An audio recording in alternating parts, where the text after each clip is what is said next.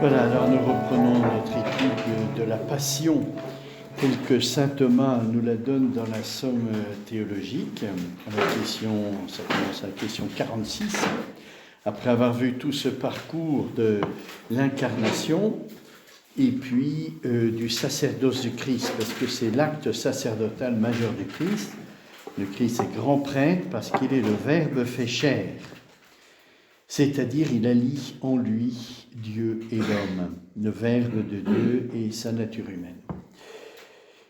Alors, j'espère que vous voyez de mieux en mieux ce que fait saint Thomas. C'est-à-dire, il prend la parole de Dieu et il essaye d'en tirer le plus de lumière, la signification de cette parole de Dieu. La première question sur la passion du Christ, c'était de voir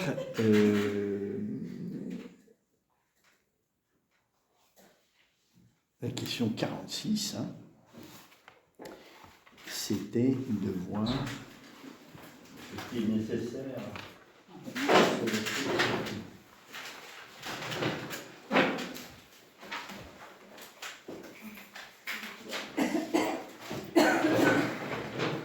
Était-il nécessaire que le Christ souffrit pour libérer les hommes? Et c'est toujours la première chose que fait saint Thomas. Lorsqu'il se trouve face à un mystère, la passion est un mystère, il regarde les raisons de convenance. Et la passion, c'est révélé. On n'a pas à découvrir, c'est donné dans la révélation. La passion, c'est effectué d'une certaine manière, par la crucifixion et la mort de Jésus. Et saint Thomas se pose la question de la convenance. Est-ce qu'il était convenable que le Christ souffrit sa passion de cette façon-là? Alors, la réponse est dans l'Écriture. Il est nécessaire. C'est le dialogue de Jésus avec Nicodème. Il fallait que le Fils de l'homme non pas souffrit, mais il prend cette figure de l'Ancien Testament, de Moïse, qui a demandé que le serpent d'airain soit élevé par rapport à tous ceux qui étaient mordus par les serpents et qui mouraient. Et tous ceux qui regardaient le serpent d'airain étaient sauvés. Et puis Jésus affirme à ce moment-là que le Fils de l'homme, de même que le serpent a été élevé par Moïse, de même le Fils de l'homme doit être élevé pour que tout homme qui croit en lui ait la vie éternelle et soit sauvé, non pas jugé mais sauvé.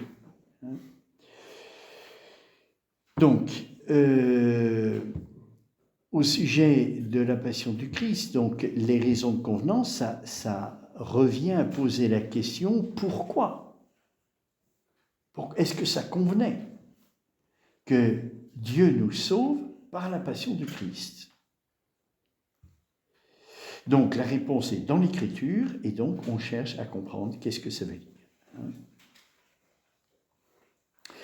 Alors, comme Moïse a élevé le serpent d'airain, il faut que le Fils de l'homme soit élevé afin que qui croit en lui ne périsse pas. Alors vous voyez, il faut que, il y a une nécessité. Il faut que le Fils de l'homme. Donc le premier article de cette passion, c'est cette nécessité. Était-il nécessaire? Vous voyez, parce que faire entrer une nécessité dans l'action de Dieu, c'est un peu curieux.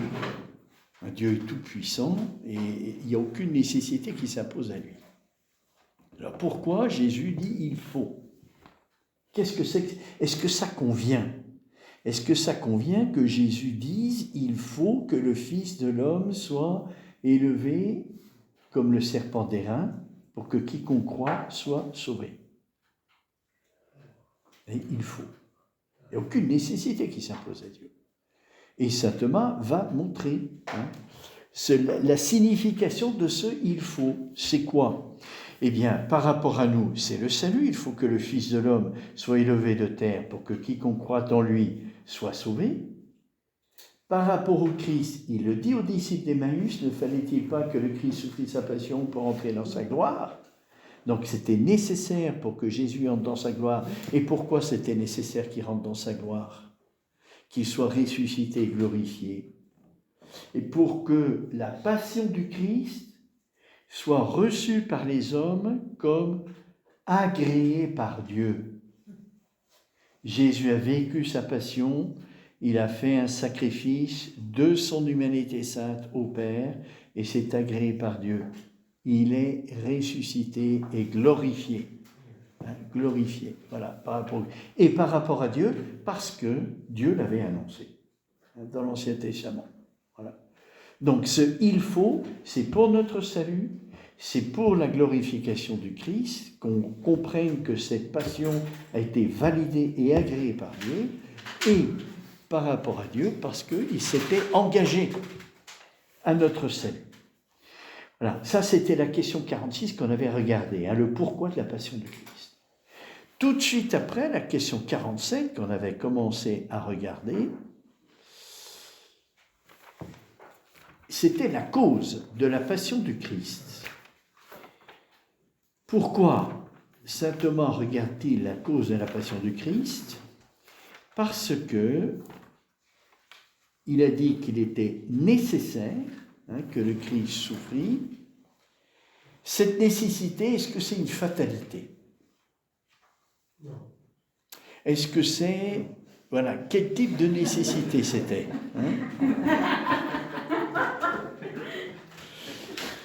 Bien répondu. Vous aurez un bon point et une image. Alors, on voit que vous connaissez saint Thomas. Voyez, alors, quelle est la cause de la passion du Christ? Pourquoi saint Thomas se posait? La réponse est dans l'Écriture. La réponse est dans l'Écriture. C'est dans Saint Luc. Dans Saint Luc, chapitre 18, verset 33, les bourreaux l'ont mis à mort. Les bourreaux l'ont mis à mort. Donc Jésus est mort. La cause de sa mort, c'est les bourreaux. Et en même temps, ce que fait souvent saint Thomas lorsqu'il approche un mystère, parce que la mort du Christ est un mystère, on l'a vu la dernière fois, il met en parallèle deux paroles de Dieu qui sont contradictoires. Le Christ est mort par ses bourreaux, et en même temps, Jésus dit « Nul ne prend ma vie, c'est moi qui la donne. » Voilà pourquoi le Père m'aime, parce que je donne ma vie et je la reprends. Tel est le commandement que j'ai reçu du Père, dit Jésus. Alors, est-ce qu'il est mort par les bourreaux ou est-ce que c'est lui qui livre sa vie? Les deux. Exactement. Alors, c'est ce qu'on a vu à l'article 1, la cause de la mort du Christ, c'est vraiment les bourreaux. Mais Jésus n'a pas empêché, il avait le pouvoir d'empêcher. Donc, il livre sa vie parce qu'il n'empêche pas que les coups qu'on lui porte leur terme, c'est-à-dire la mort du Christ. Et saint Thomas avait souligné à ce propos-là un petit miracle, c'est-à-dire que Jésus crie avant de mourir, ce qui n'est pas normal, il faut rappeler. Parce que quand on est toute extrémité, on n'a pas la force de crier. Surtout comme il était, vous savez comment ça s'est passé, crucifié, pour respirer, il faut pousser sur les pieds. Et donc pousser un cri, c'est invraisemblable. Et le centurion s'en est aperçu, c'est pour ça, il dit, celui-ci est vraiment le Fils de Dieu. La vitalité qu'il a en poussant ce cri n'est pas humaine, il y a quelque chose d'autre. Et le centurion l'a compris.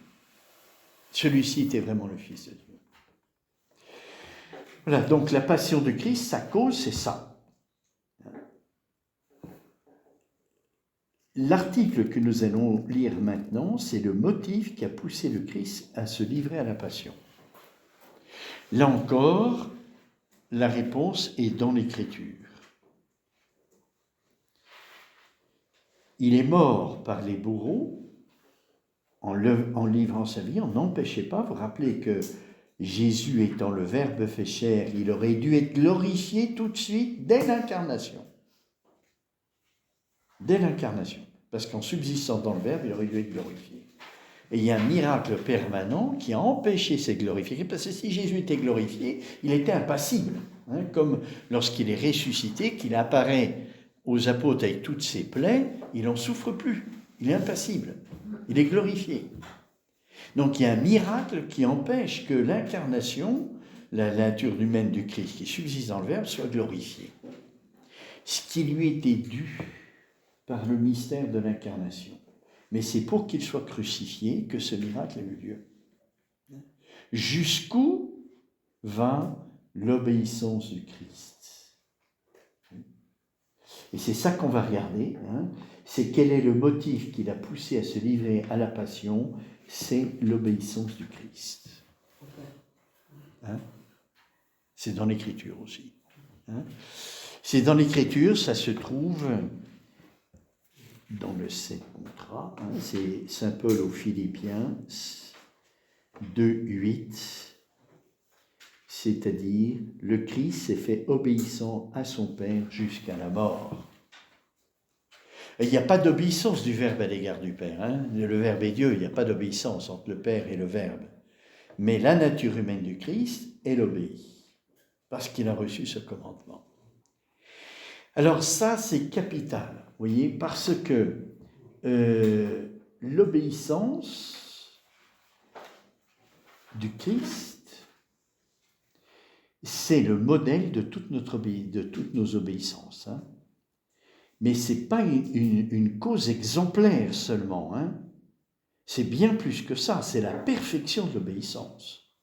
Et il ne s'agit pas d'imiter. Il ne s'agit pas d'imiter l'obéissance du Christ, mais d'entrer dans la perfection de cette obéissance. Alors, cet article sur l'obéissance du Christ nous permet de comprendre quelque chose de l'amour du cœur de Jésus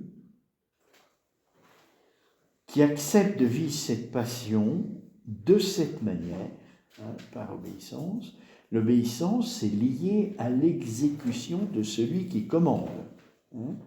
C'est-à-dire, la relation d'amour, elle n'est pas seulement une relation affective, elle s'incarne concrètement dans une activité.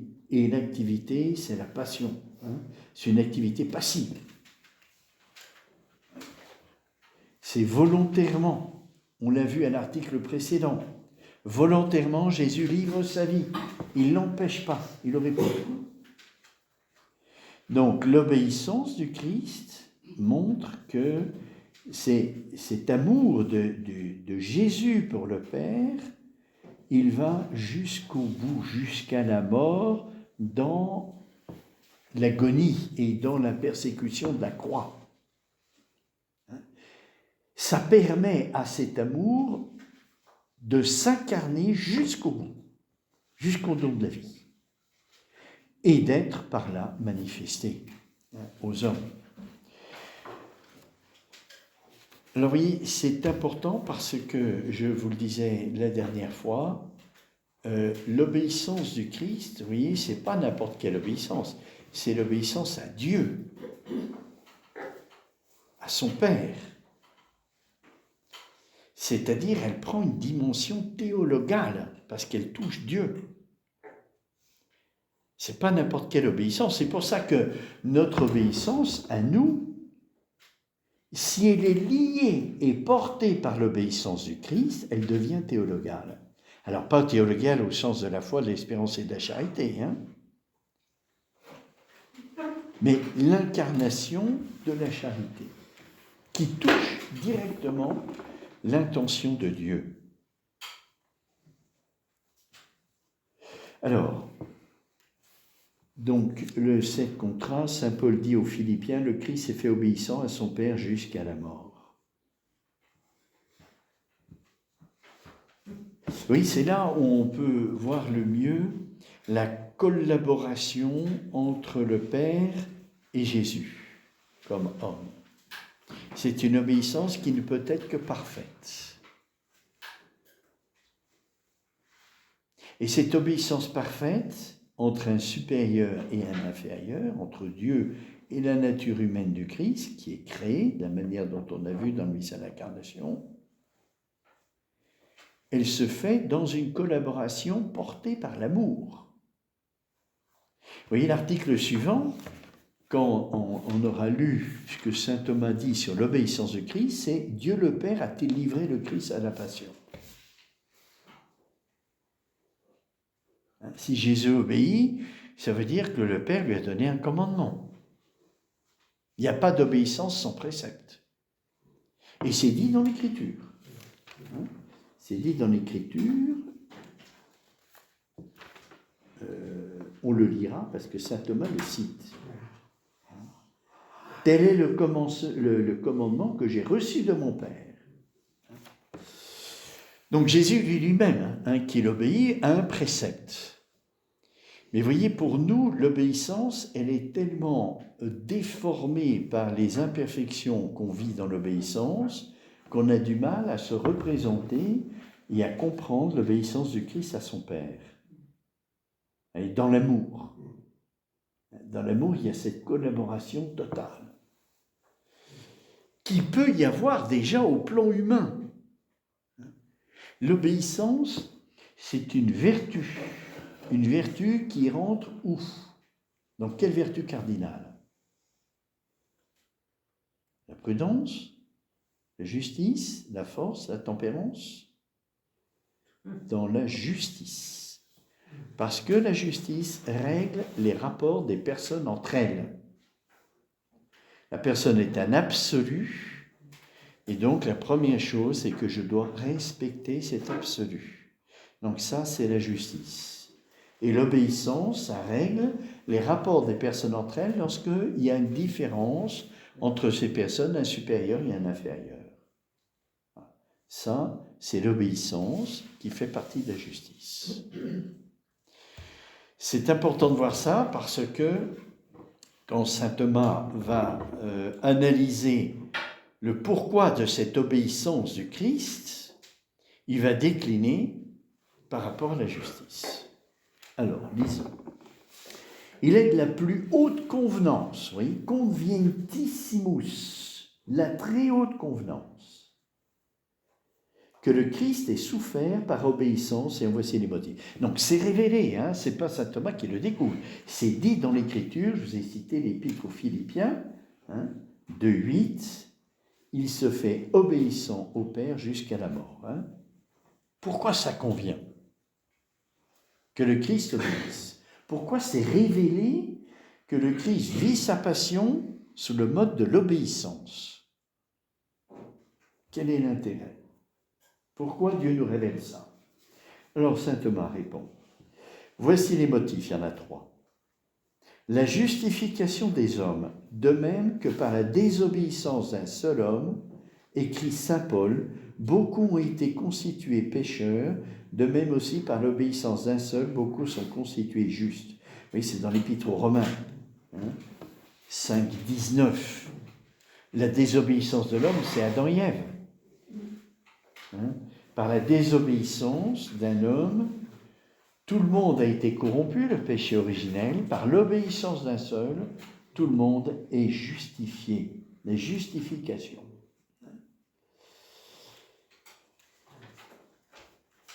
Justificationi humani, écrit saint Thomas. La justification de l'homme.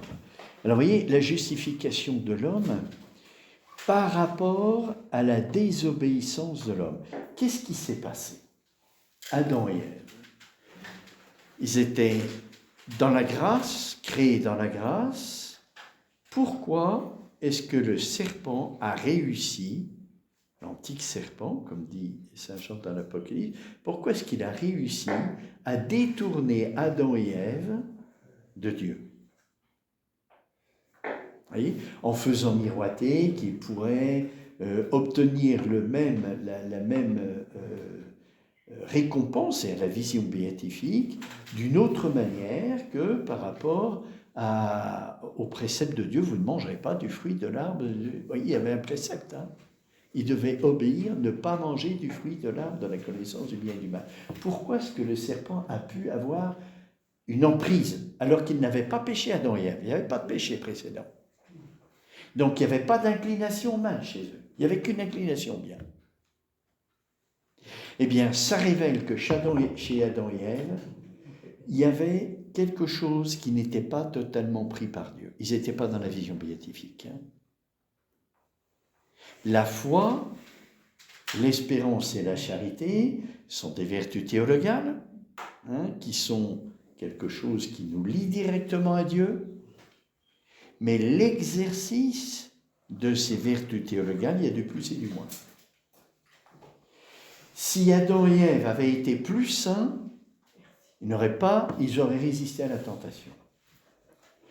Donc, on peut dire que chez Adam et Ève, dans leur vie théologale, il y a quelque chose qui n'était pas encore assez affermi.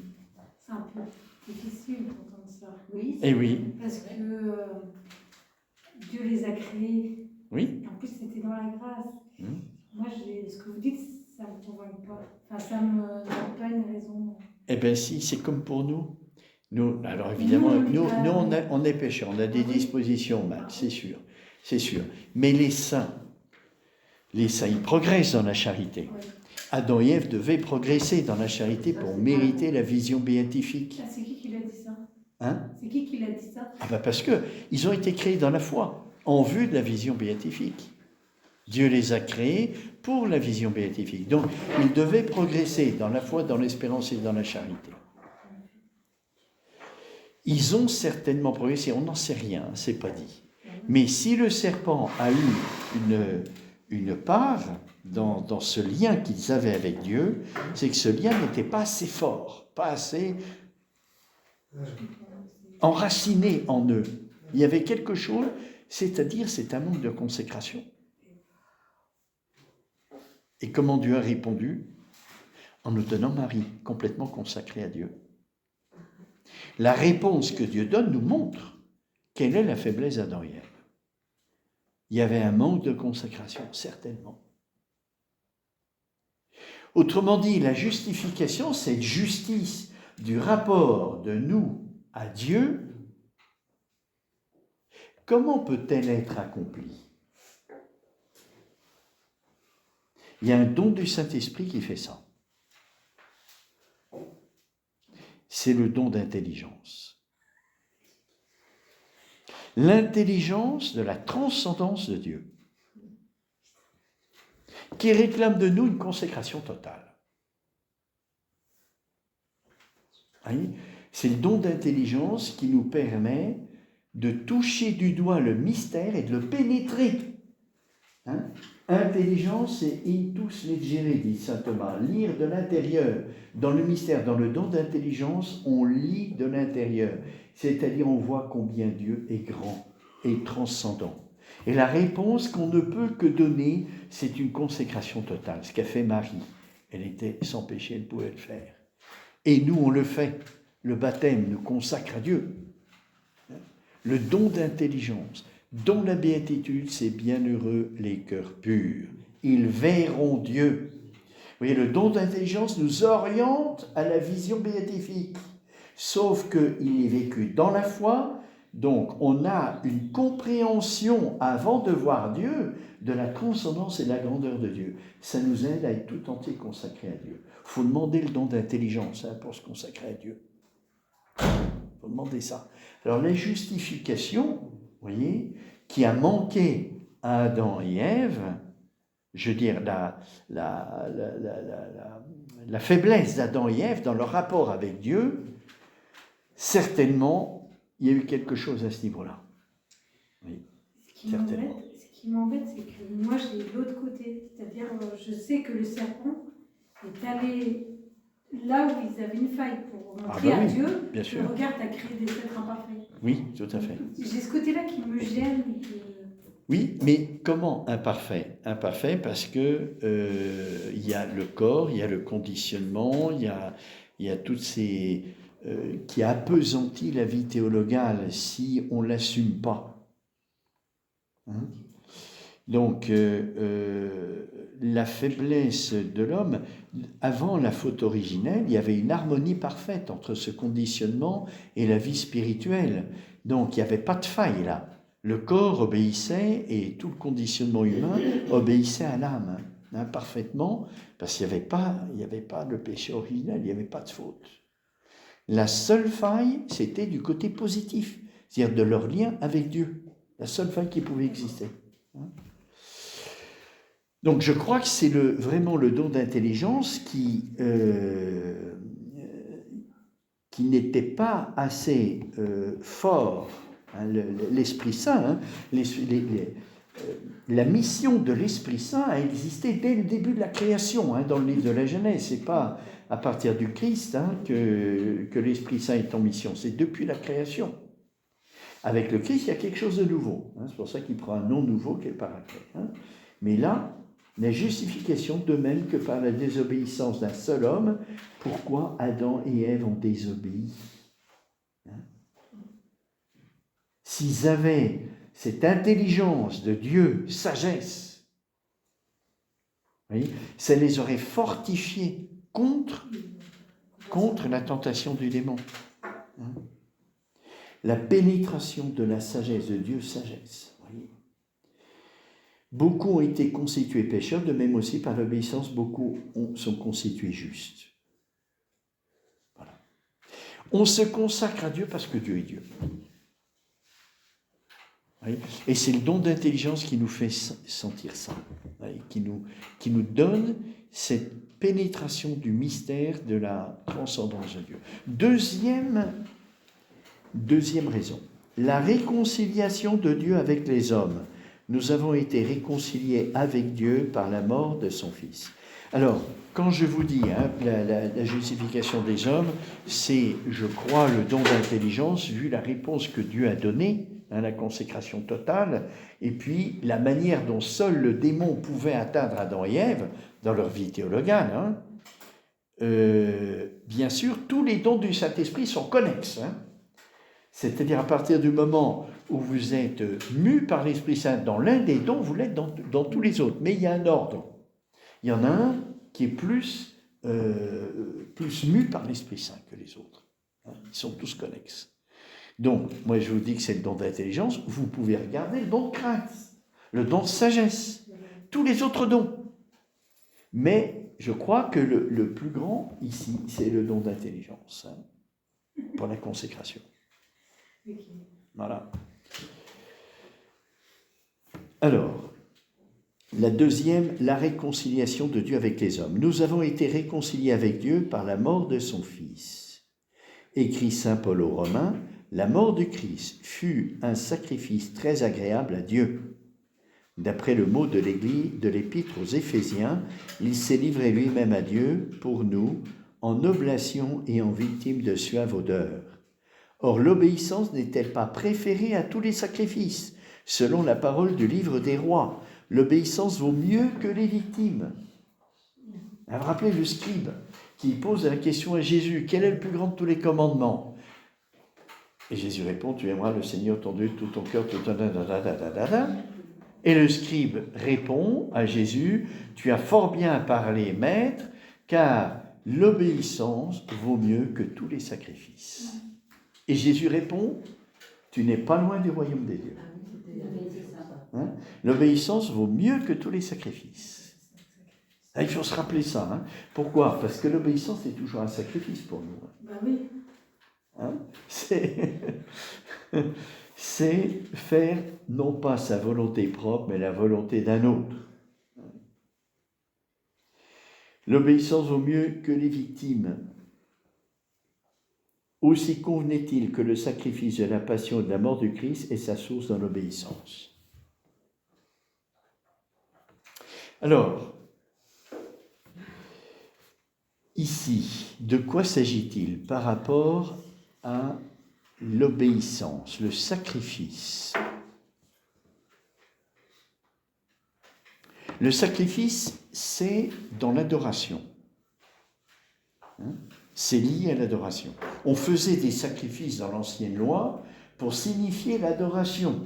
C'est-à-dire le don de soi-même en donnant un bien qui nous appartient. On l'offre au Seigneur. Donc la réconciliation de Dieu, c'est l'acte d'adoration du Christ à l'égard de son Père. Vous voyez la justice, c'est ça. L'acte d'adoration, c'est l'acte majeur de la vertu de piété qui rentre dans la justice. La piété, c'est le rapport du Fils à l'égard du Père. Vous voyez ? Un fils regarde son Père comme ayant tout reçu de lui et sa mère. Il a reçu son corps, la nourriture, les vêtements, la maison, l'éducation, tout. Il est en débit par rapport à ses parents. Il ne peut pas leur rendre ce que les parents lui ont donné. C'est ça la piété. C'est un rapport d'honneur à l'égard des parents parce qu'on a tout reçu de lui. Et c'est pour un chrétien, c'est pour la vision béatifique. Donc c'est pas rien. Tout ce qu'ont donné les parents, ils coopèrent à ce que Dieu veut pour cet enfant qui est né. L'adoration, c'est parce que Dieu m'a créé l'âme. C'est parce que Dieu m'a donné la grâce. C'est bien plus que ce m'ont donné les parents.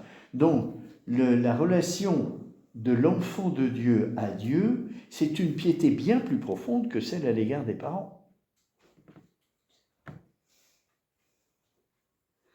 Alors, on répond à Dieu en s'offrant soi-même. Parce que Dieu a créé notre âme, qui est le principe de notre être, et on rend à Dieu ce qui lui appartient. Donc, vous voyez, quel est le don du Saint-Esprit qui nous permet de vivre ça ? C'est le don de piété. Don de piété, évidemment. Puis c'est la vertu de piété. Hein. Donc, c'est le don de piété. Dont la béatitude est la béatitude des miséricordieux. Bienheureux les miséricordieux, ils obtiendront miséricorde. Et si vous voyez ce que dit ici saint Thomas, la réconciliation de Dieu avec les hommes, ce que nous pouvons offrir à Dieu nous réconcilie par la miséricorde de Dieu. Parce que ce que nous pouvons offrir à Dieu, c'est rien.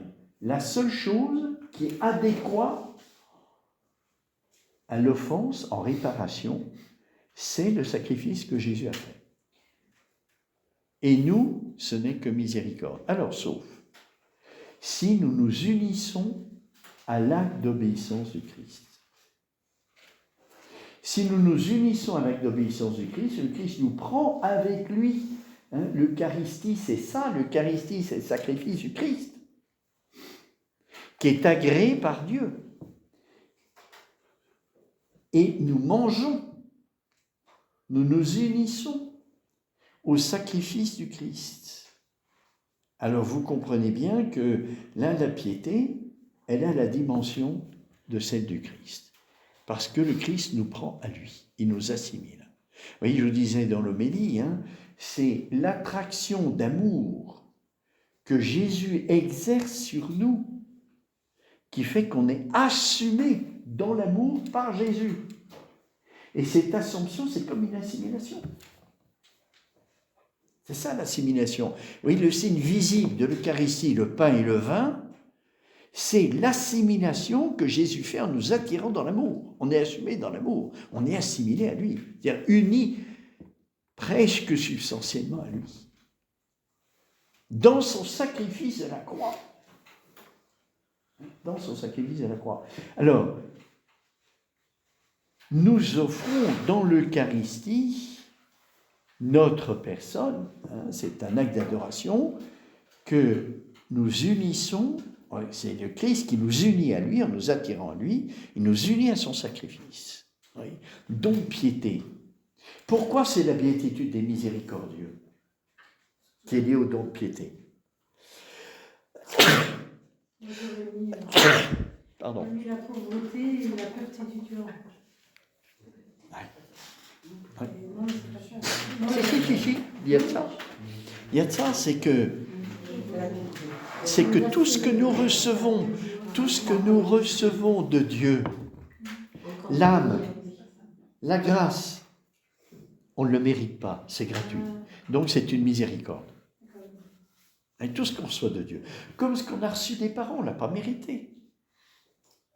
C'est la responsabilité des parents, mais celui qui naît, il ne mérite rien du tout. On lui donne tout gratuitement. Le don de piété est lié à la béatitude des miséricordieux. Donc la réconciliation, Dieu nous fait miséricorde. Il nous réconcilie avec lui par la grâce du sacerdoce de Christ qui nous prend à lui, qui seul est capable de réconcilier l'humanité avec Dieu. Parce que son sacrifice, il est parfait. Et nous, nos actes de volonté, ils prennent cette dimension théologale quand nous nous unissons à l'obéissance du Christ. Et quand on souffre, on a une souffrance, on a une épreuve, on a... on s'unit à Jésus crucifié. Oui, volontairement. Eh bien, Jésus nous prend à lui et nous porte vers le Père. Et ça prend une dimension qu'on ne pourrait pas avoir par nous-mêmes. C'est pas possible. C'est pas notre taille. C'est pas notre taille. Il faut demander le don de piété à ce moment-là. Hein. Le don de piété pour être uni à Jésus et vivre ce qu'il vit par rapport à son Père. Hein. C'est la sagesse, bien sûr, avant tout. Hein. La sagesse, vous voyez, parce que c'est le Verbe, c'est le lien du Père et du Verbe, hein, qui est la sagesse. Le Verbe, il est la sagesse du Père. Et quand l'amour touche un sommet dans l'union au Christ, on peut vivre le don de sagesse. Parce que Jésus le vit tout le temps. Et quand on est uni au Christ, on peut vivre ce que le Christ. Hein. C'est l'évangile d'aujourd'hui. Hein. L'évangile d'aujourd'hui. Il veut nous partager ce qu'il vit avec le Père. Donc en premier lieu, la sagesse, évidemment. Hein. Mais ici, comme il s'agit du sacrifice, c'est plutôt le don de piété. Allez, les dons du Saint-Esprit, les 7 dons du Saint-Esprit touchent des aspects différents de notre vie chrétienne. Et là, c'est le sacrifice. Bon. Troisièmement, la victoire. Troisième raison. Pourquoi l'obéissance ? Pourquoi on nous révèle que le Christ vit sa passion dans l'obéissance ? Oui. C'est pour réparer la désobéissance d'Adam, don d'intelligence, qui nous unit au Christ dans sa vision du Père. La réconciliation avec Dieu, don de piété. La victoire, je prends les noms du Saint-Esprit parce qu'à table, on m'a dit qu'on aimerait bien avoir quelques informations sur les dons du Saint-Esprit. Hein. La victoire par laquelle le Christ a triomphé de la mort et de l'auteur de la mort. Un soldat ne peut vaincre que s'il obéit à son chef. C'est pourquoi l'homme Christ a obtenu la victoire en obéissant à Dieu. L'homme obéissant, disent les proverbes, multiplie les victoires.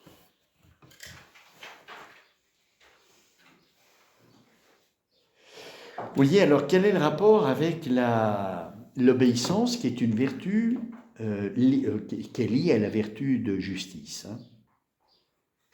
La victoire. Eh bien, je crois que c'est là, la victoire, hein, c'est vaincre les obstacles, c'est donc la force. Dont la béatitude est ceux qui ont faim et soif de justice. Pourquoi ? Parce que l'obstacle le plus dur à vaincre, c'est l'injustice. Donc ceux qui ont faim et soif de justice, il faut la force de l'Esprit Saint. Soit pour combattre l'injustice, soit pour la supporter. Comme Jésus l'a fait à la croix.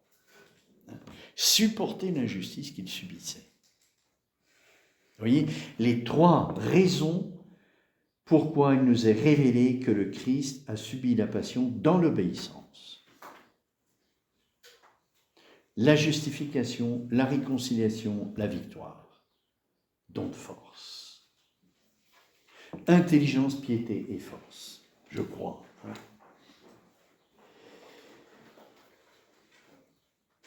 Et quand c'est dur d'obéir, et on a tous à obéir à Dieu.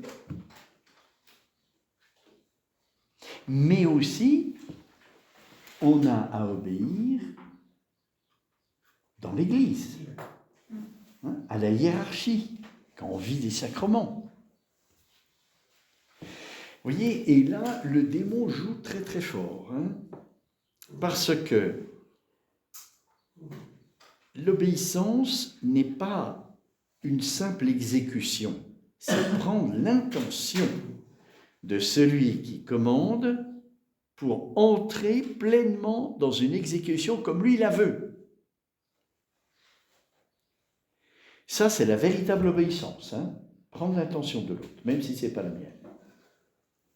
Sauf que je peux le faire avec mon mode à moi, qui est un mode commandé par la prudence.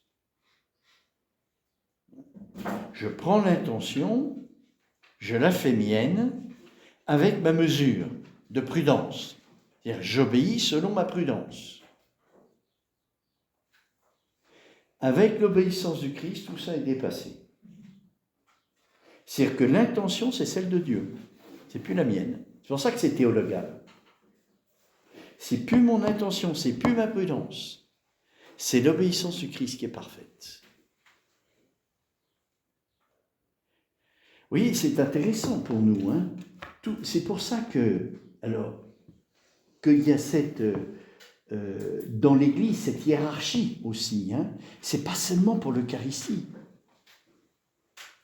Parce que pour l'Eucharistie, il faut des prêtres, pour les prêtres, il faut des évêques, pour les évêques, il faut un pape, il faut un premier.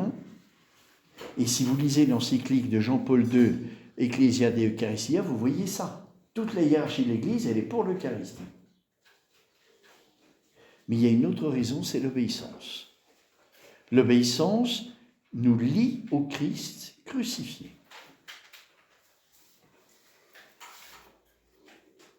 Qui nous fait vivre quelque chose de son rapport avec le Père.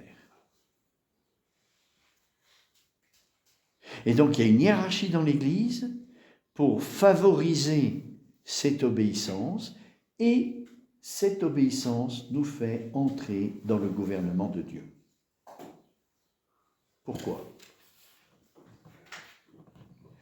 Parce que le gouvernement de Dieu, il nous conduit vers une fin qu'on ne connaît pas. On sait que c'est la vision béatifique, mais on ne sait pas ce que c'est, la vision. Personne ne l'a expérimenté. Alors, Dieu nous donne l'obéissance pour faire ce chemin que nous ignorons. L'apôtre, je ne sais plus lequel, qui demande à Jésus, mais où est le chemin ? Tu dis que tu t'en vas, et Jésus dit, je suis le chemin, la vérité et la vie. Voilà, il est le chemin. Et à travers Jésus, il y a tous ses représentants, les prêtres, les évêques, le pape, tous nos supérieurs religieux. Dans la vie religieuse, on a des supérieurs. Voyez ? Et l'obéissance nous lie aux supérieurs. Et grâce à cette obéissance, on est gouverné par Dieu. Il peut y avoir des cas de conscience, évidemment, si le supérieur nous demande des choses qui sont contraires à la consécration, c'est sûr. Et ça, il n'y a plus du tout de prudence là-dedans, en fait. Non. Alors, une prudence qui doit être théologale, c'est-à-dire c'est le don de conseil. C'est le Saint-Esprit qui nous éclaire sur la sagesse pratique de Dieu. Le chemin, les moyens qu'on doit choisir. Les moyens nous sont donnés par l'Église. Dans la vie religieuse, il y a la vie commune, il y a plein de choses. Là, c'est les moyens ordinaires. Et quand j'ai un cas de conscience, je vais demander le don de conseil à l'Esprit Saint. Vous voyez ? Ou quand j'hésite, je ne sais pas quel moyen prendre. Vous voyez ? L'Esprit Saint m'éclaire. Et après, je fais contrôler par l'autorité pour savoir si c'est bien de l'Esprit Saint, si je ne me trompe pas.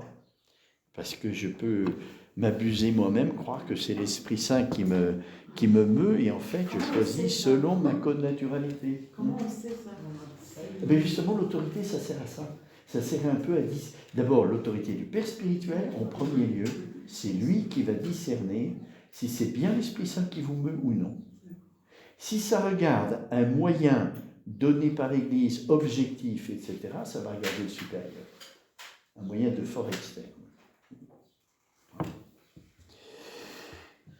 Donc, la victoire du Christ, par lequel il a triomphé de la mort, l'auteur de la mort, un soldat ne peut vaincre que s'il obéit à son chef.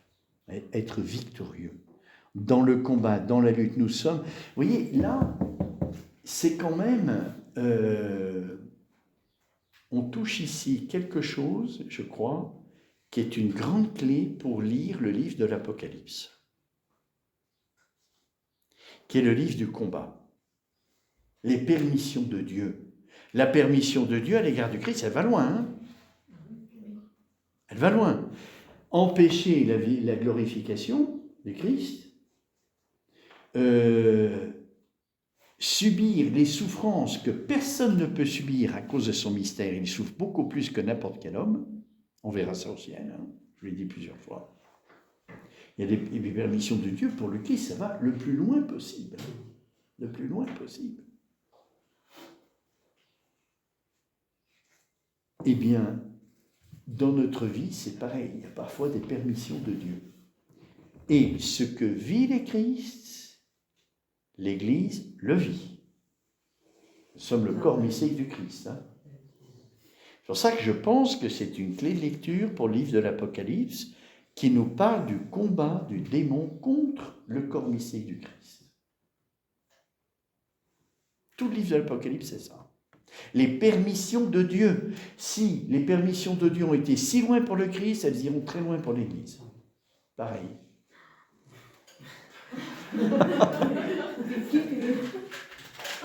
C'est pareil. Vous voyez ? Ah, comment on s'en sort ? Comment on s'en sort ? Alors, il y a deux choses. L'Apocalypse nous montre que ceux qui sont victorieux de la bête, ce sont ceux qui sont debout sur la mer de cristal. C'est-à-dire, la mer de cristal, c'est la Vierge Marie, qui sont portés par la Vierge Marie. Vous voyez le lien avec Saint Jean. C'est Saint Jean qui a écrit l'Apocalypse, mais c'est révélé. Il a pris chez lui. À partir de cette heure-là, il a pris chez lui. C'est le moment du combat le plus aigu, le plus fort, la croix. Et Jésus montre à Jean comment vivre le mystère de la croix en prenant Marie chez lui. Vous voyez ? Marie nous est donnée pour ce combat. C'est Jésus qui donne la clé, en fait, à Jean. Oui. Il y a Marie, et puis il y a ce qu'on voit ici. Ce qu'on voit ici. Vous voyez, pour le combat, ce n'est qu'en étant lié à la transcendance de Dieu, vous voyez, comme Marie l'a compris. Marie, c'est la plus pauvre, parce que, étant immaculée, pleine de grâce, elle avait une pénétration du mystère de Dieu que nous, on n'a pas. Et donc, aimer Dieu de tout son cœur, toute son âme, toute sa force, elle comprend très bien qu'elle ne peut pas. Plus que n'importe qui. Donc, elle est plus pauvre que tout le monde. Nous, on pense qu'elle est immaculée, pleine de grâce, donc ça va bien. C'est le contraire. À cause de l'intelligence qu'elle avait du mystère de Dieu, elle comprend qu'elle ne peut pas. Même si elle a aimé Dieu beaucoup plus que tout le monde, elle comprend qu'elle ne peut pas l'aimer comme il doit être aimé. Cette pauvreté fait que l'Esprit Saint était toujours sur elle. C'est pour ça qu'elle est la mère de cristal. Parce qu'elle reflète les 7 dons du Saint-Esprit dans tout ce qu'elle dit, tout ce qu'elle fait. Des dons, des feux. L'Esprit Saint dans l'Apocalypse, c'est les feux. C'est les 7 lampes. Et le cristal reflète ces merveilleuses couleurs. C'est la mer de cristal. Donc ceux qui sont portés, elle nous apprend à vivre du Christ. C'est ça que fait Marie. Comme une mère. Elle ne sait faire qu'une chose, c'est engendrer le Christ. Elle ne sait faire que ça. C'est son rôle. Donc elle l'engendre en nous. Et elle nous fait vivre du Christ comme ça. Et elle est mère de Jean. Elle n'est pas mère biologique. C'est une autre mère, c'est une autre maternité. C'est la maternité du Christ sur nous. Et comment Marie nous apprend à vivre du Christ, debout sur la mer de cristal. Ils échappent à la bête. Et puis, le Christ à la croix. Ben, c'est Marie encore. Et l'Esprit Saint, le Paraclet qui est donné à ce moment-là. Oui, le Paraclet et Marie, on revient toujours aux mêmes choses. Hein. Le Paraclet et Marie, c'est ça, nos armes dans la lutte contre le mal. Et dans le livre de l'Apocalypse, c'est net que c'est ça. C'est les deux. Les permissions de Dieu vont loin. Vous voyez, je vous l'ai déjà dit, mais je vous le répète. L'encyclique actuelle de Léon XIV, qui parle pas que de ça, mais de l'intellect, l'intelligence artificielle. J'allais dire l'intellect agent, parce que IA, c'est l'intellect agent. C'est l'intelligence artificielle. L'intelligence artificielle. Je vous ai toujours dit, chapitre 13 du livre de l'Apocalypse, c'est la bête de la mer. La bête de la mer, elle a l'intelligence blessée à mort. Et elle fut guérie. L'intelligence blessée à mort, c'est quoi? C'est pas le raisonnement, la machine peut le faire. C'est ce qui est au-delà du raisonnement, c'est l'intelligence. Blessée à mort, c'est-à-dire, elle ne sert plus. L'homme renonce à son intelligence pour se confier à la raison. Et grâce à la raison de l'intelligence artificielle, c'est comme si son intelligence était guérie. Parce qu'elle va faire les discernements à sa place. Hein? La bête de la mer. Hein? La tête blessée à mort et elle est guérie. Grâce à l'intelligence artificielle, l'homme qui renonce au discernement se confie à l'intelligence artificielle qui va le faire à sa place. Mais il ne peut pas le faire parce que c'est que du raisonnement. C'est la confusion, le démon est le père du mensonge, hein, dit Jésus. Hein. Et le mensonge du démon, c'est entretenir les confusions. Confusion entre intelligence et raison. Hein, je vous ai dit et répété pourquoi Dieu, dans la Trinité, a choisi que c'était le Verbe qui devait s'incarner, parce que le Verbe, c'est la lumière de l'intelligence. C'est pas le raisonnement. Et saint Thomas dit que le péché majeur de l'homme, c'est que la science passe devant l'intelligence, le raisonnement devant l'intelligence, au plan naturel déjà. Ah, c'est exactement ça. Aujourd'hui, on est dedans. On est dedans. Cette technique connaît les conséquences. Et toute la technique connaît les conséquences. Ah voilà, exactement. Exactement. La conséquence du raisonnement, c'est tout ce qu'on voit aujourd'hui, l'ordinateur, qui pourrait être des moyens merveilleux pour le bien de l'homme. C'est ce que souligne le Saint-Père. C'est un progrès qui pourrait servir au bien de l'homme. Mais si l'homme en fait un absolu qui se remet entre ses mains, au lieu, par l'intelligence, de comprendre qu'il doit s'en remettre à Dieu, c'est fini. Bon, alors, les objections. On n'aura pas le temps, c'est l'heure. Première objection, il ne semble pas que le Christ soit mort par obéissance, car il y a obéissance que là où il y a un précepte. Or, nulle part on ne voit qu'il y ait eu pour le Christ un précepte de souffrir. Réponse, eh bien c'est faux, hein, bien sûr. Le Christ avait reçu de son Père le précepte de souffrir. On lit en effet dans Saint Jean, « J'ai le pouvoir de donner et de reprendre ma vie, tel est le commandement que j'ai reçu de mon Père. » C'est Jésus qui le dit. Hein? Donc Jésus révèle qu'il meurt dans l'obéissance. Mais voyez de quelle manière, hein? C'est pas que le Père lui a dit, bon maintenant, allez, tu vas mourir sur la croix, et puis tu vas offrir ta vie, et puis c'est pas comme ça que ça se passe. Hein? Et Saint Augustin le note dans le commentaire de la guérison du fils du fonctionnaire royal. Vous vous rappelez que Saint Jean dit à la fin de la guérison du fils du fonctionnaire royal, tel fut le second signe que Jésus fit à Cana de Galilée. Le premier signe, Cana. Et c'est un signe parce que Jésus se sert du mariage humain pour nous parler d'un autre mariage mystique, de l'âme avec le cœur de Jésus.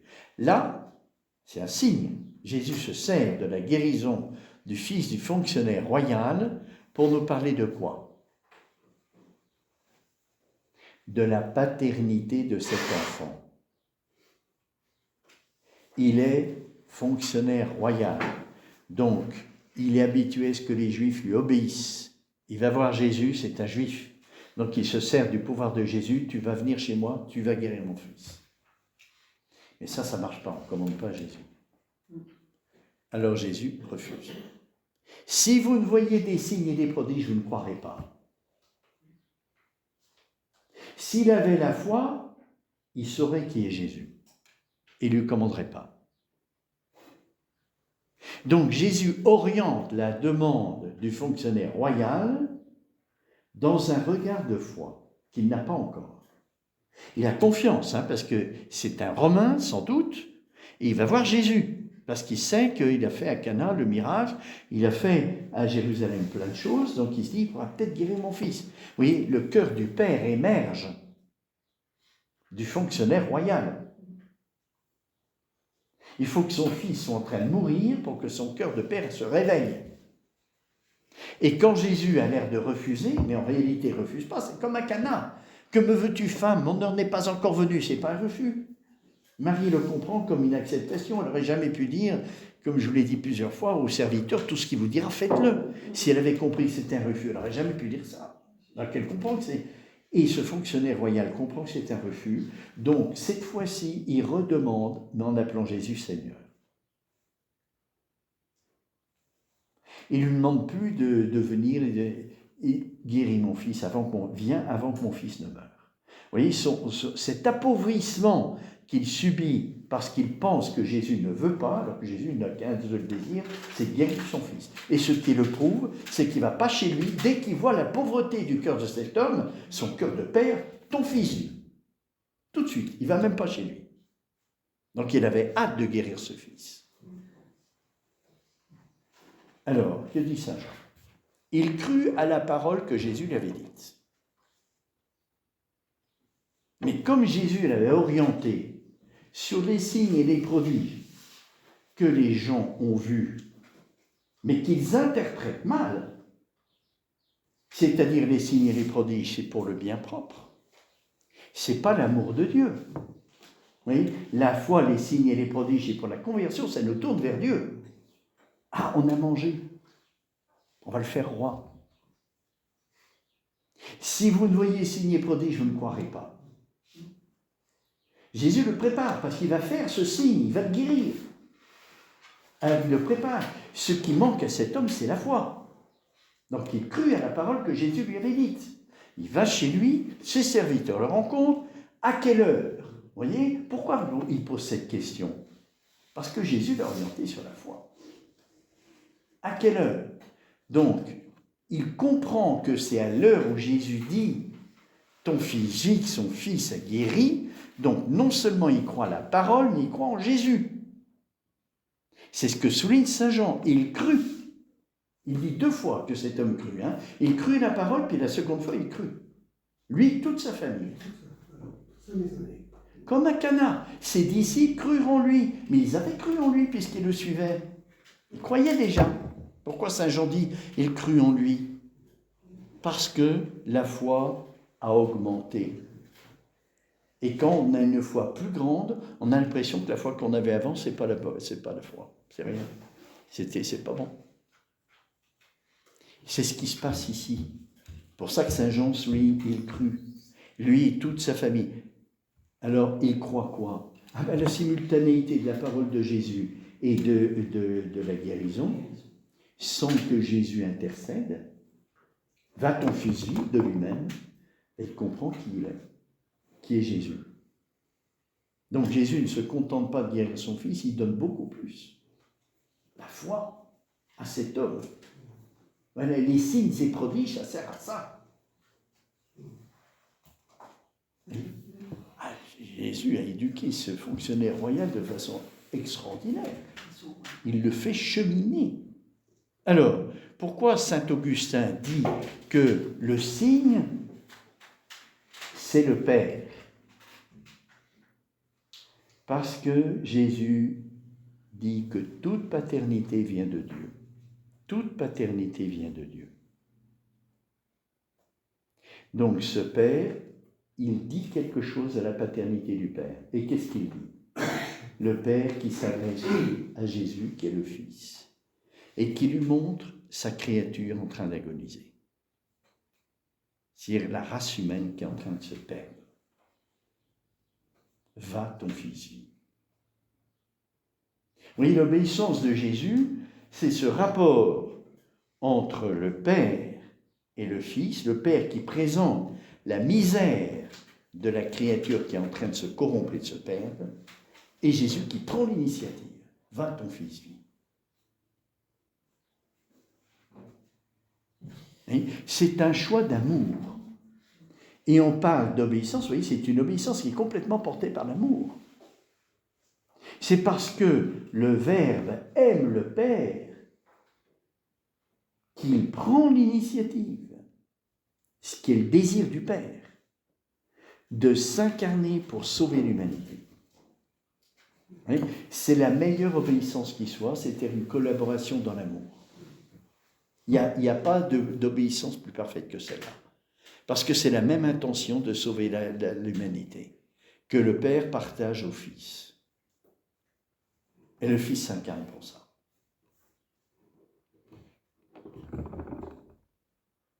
Oui, c'est pour ça que ce passage, Saint Jean, alors là, vous voyez, Saint Jean, là on voit que c'est Marie qui est derrière, parce que Saint Jean dit, ce fut le second signe que Jésus fit, comme à Cana, il se sert d'une réalité humaine pour nous parler d'une réalité surnaturelle.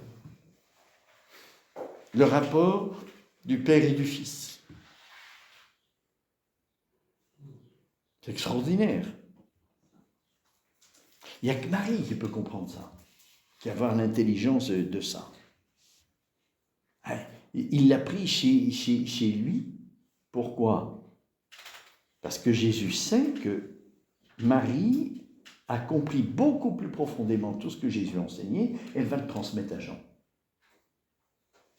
Et tout l'évangile de Saint Jean, c'est comme ça. Et c'est pour ça que c'est vraiment un secret, cet évangile.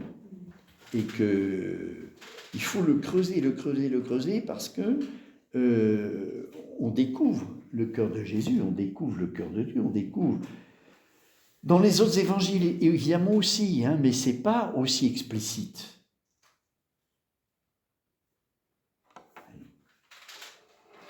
Donc voilà la grande obéissance. Alors, nous, si on s'unit à l'obéissance du Christ, crucifié, eh bien, ça atteint Dieu tout de suite.